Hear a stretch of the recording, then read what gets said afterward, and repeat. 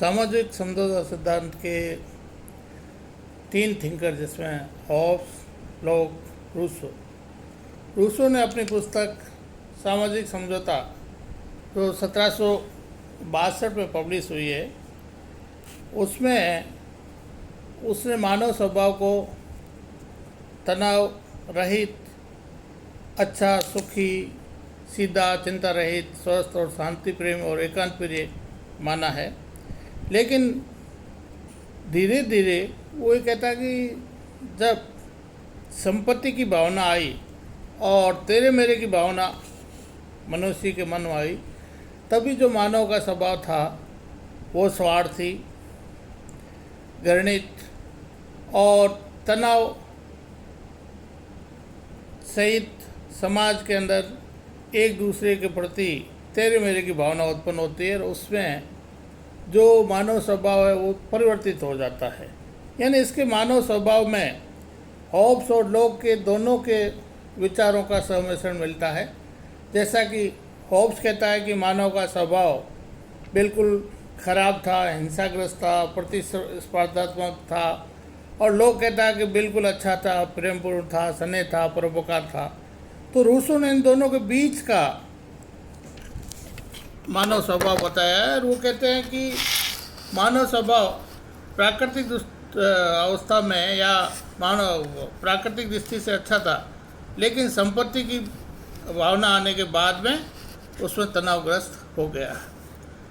तो चूँकि मानव स्वभाव अच्छा था लेकिन संपत्ति की भावना आने से खराब हो गया, उसके बाद में सेकंड स्टेप जो है प्राकृतिक अवस्था, वो रूसो के अनुसार प्राकृतिक अवस्था अच्छी थी शुरुआत में, और व्यक्ति प्राकृतिक दृष्टि से एकांकी, स्वतंत्र और नैतिक अनैतिक भावनाओं से मुक्त, निस्वार्थी, संपत्ति और परिवार से स्वतंत्र, उस समय पशु तुल्य बिल्कुल जीवन व्यक्त करता था। उसमें कोई तनाव नहीं था और कोई चिंता भी नहीं थी। लेकिन वो कहता है कि जब प्राकृतिक अवस्था में संपत्ति की भावना आ गई, और वो कहता है पहला राजा वो था जिसने ज़मीन का छोटा सा टुकड़ा घेर करके उसके ऊपर पैर रख के जोर से कहा कि ज़मीन मेरी है। और उसी समय से जब संपत्ति की भावना आ गई, संपत्ति की कॉन्सेप्ट आ गया, तो लोगों के बीच में झगड़ा हो गया और प्राकृतिक अवस्था वैसी हो गई जैसा हॉब्स चित्रित करता है, यानी बहुत ही खराब, जिसमें लोग आपस में एक दूसरे की गला काट प्रतिस्पर्धा करते थे और एक दूसरे के ऊपर अविश्वास करते थे, और प्राकृतिक अवस्था पूर्णतः खराब हो गई। और इस प्राकृतिक अवस्था में व्यक्ति जो था वो चिंतित था, परेशान था, एक दूसरे से स्वार्थ की भावना रखता था। अब जब ऐसा माहौल हो गया तो रूसो ये कहता है कि लोगों के बीच में जो नेक्स्ट स्टेप है समझौता, सामाजिक समझौता। तो सामाजिक समझौता क्यों होता है? क्योंकि लोग इस भावना से परेशान हो गए थे, लगातार जो आपस में गला काट, प्रतिस्पर्धा, झगड़ा था।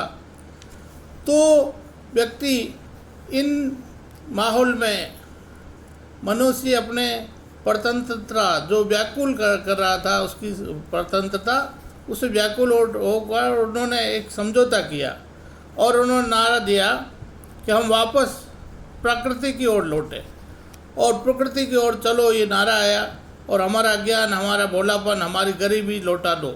इस तरह के कॉन्सेप्ट रूसो देता है कि लोग वापस उस दशा में जाना चाहते थे जिस दशा में शांति थी, परोपकार था और मानवता के सभी अच्छे विचार लोगों के बीच था। तो इसके आधार पर वो कहता है लोगों में समझौता करने की भावना पैदा हुई, और इसी भावना के अनुरूप जो सामाजिक समझौता होता है उसमें रूसो ने बताया कि यह समझौता होता है मनुष्य में आपस में एक दूसरे से समझौता नहीं किया, बल्कि प्रत्येक व्यक्ति अपने अधिकारों को किसी व्यक्ति विशेष को अर्पित न करके संपूर्ण समाज को अर्पित करता है। और वो ये कहता है कि यह जो भावना है वह सार्वजनिक इच्छा की भावना है। उन्होंने एक सिद्धांत दिया जिसका नाम है सामान्य इच्छा।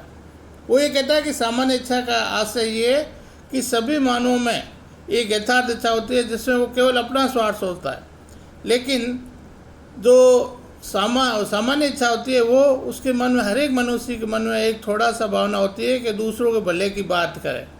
उसी भलाई के आधार पे सब लोगों की सामान्य इच्छा का जो मेल है उसको वो सामाजिक समझौता कहता है। और वो सामान्य इच्छा के आधार पे जो एक संप्रभु संपन्न होता है उसमें वो ये कहता है कि सामाजिक समझौते के अंतर्गत व्यक्ति अपने संपूर्ण शक्ति, अपने अधिकारों को सबको समर्पित कर देता है और इसका आधार होता है समानता, क्योंकि इसमें सभी व्यक्तियों ने समान रूप से अपने अपने अधिकारों का समर्पण कर दिया है। दूसरा वो कहता है कि सामाजिक समझौते के परिणाम स्वरूप मनुष्य की परतंत्रता का अंत हो जाता है और वास्तविक रूप से वह स्वतंत्र हो जाता है और जीवन एक निश्चित विधि में ढल जाता है। पहले जो विधि नहीं थी, कानून नहीं था, उसमें ढल जाता है और व्यक्तिवाद की जगह समष्टिवाद की और व्यक्तिगत इच्छाओं के स्तर पर सामान्य इच्छा का रूप ले लेता है। इस आधार पर सामाजिक समझौता जो है वो सबके हित में सामान्य इच्छा के द्वारा स्थापित सामाजिक समझौता है। लेकिन कुछ लोग रूसों के सामान्य इच्छा का या इसके सामाजिक समझौते सिद्धांत का आलोचना भी करते हैं, क्योंकि लोग ये कहते हैं कि रूसों ने जो प्राकृतिक दशा बताई वो काल्पनिक है, क्योंकि वो ये कहता है कि मनुष्य प्राकृतिक दृष्टि से ही शांतिपूर्ण, सुखमय, आदर्श जीवन व्यतीत करते थे, ऐसा संभव नहीं है। दूसरे आलोचक ये कहते हैं मानव स्वभाव का उसने गलत अध्ययन किया है। वो मानव स्वभाव को शुरू में खराब बताता है, फिर अच्छा बताता है। लोग कहते हैं कि ऐसा नहीं है, हर एक मानव में हर समय अच्छाई या बुराई में बुराइयाँ रहती है।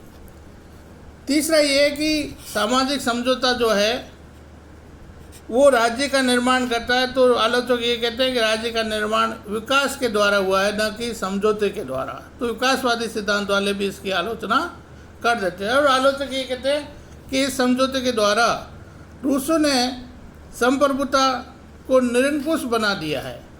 कोई लोग ये कहते हैं रूसों का जो संप्रभु है, सामान्य इच्छा है, वो लेवियाथन का सिर कटा लेवियाथन है, ओब्स का। तो आलोचक ये कहते हैं कि इसके द्वारा व्यक्ति की जो व्यक्तिगत इच्छा है वो सब संप्रभु को सौंप देते हैं और संप्रभु निरंकुश हो जाता है। इस तरह से रूसों के सामाजिक समझौते सिद्धांत का हम चिंतन और अध्ययन करते हैं। लेकिन रूसों के इस सामाजिक समझौते सिद्धांत ने दो होब्स और लोक की तरह राज्य की उत्पत्ति का जो ये महत्वपूर्ण सिद्धांत है, इसको आगे बढ़ाने में महत्वपूर्ण भूमिका निभाई है।